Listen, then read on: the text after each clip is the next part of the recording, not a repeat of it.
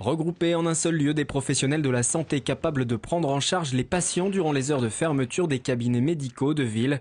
Une idée portée au début des années 2000 par l'amicale des médecins des 3 villages de Montigny-le-Bretonneux. 2012, 10 ans après son ouverture, la maison médicale de Garde veille sur 233 000 habitants de Saint-Cyr-l'École à Manille-les-Hameaux, en passant par Elancourt, grâce à 40 médecins généralistes volontaires. On avait une préoccupation éthique qui était celle de pouvoir rendre service à nos patients. C'est-à-dire qu'on avait une vision de ce que pouvait être la permanence de soins. À une certaine époque, il y a pas loin, 10-12 ans, on travaillait 36 heures d'affilée. Je veux dire, aujourd'hui, ça paraît complètement fou, mais c'est quand même ce qui s'est passé et ça paraissait normal tout le temps. À l'occasion de la soirée d'anniversaire de la maison médicale, Nicolas Abou, ancien médecin maire de la ville en fonction à l'époque, a rappelé ce qui l'a poussé à mettre à disposition des locaux de sa commune. C'était un peu moderne parce que on avait tendance à dire mais les médecins, ils n'ont qu'à se débrouiller.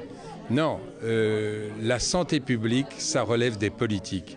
Et comme l'État n'assumait plus totalement, véritablement, cette dimension, il était important que les collectivités locales se prennent en main pour répondre à ce problème de garde qui devenait vraiment extrêmement dangereux. Reste que cette réussite suscite des convoitises. La maison médicale pourrait se voir imposer par l'Agence régionale de santé de couvrir un territoire encore plus vaste. Les médecins se disent inquiets, les élus partagent leurs craintes. Si on rajoute de nouveaux patients, je crois qu'on va retomber dans les problèmes qui sont générés aujourd'hui au niveau des urgences hospitalières. Donc je n'ai pas envie que ça se passe comme ça. La maison médicale est installée à proximité de la police municipale. Les patients ne peuvent y accéder qu'après un appel auprès du 15.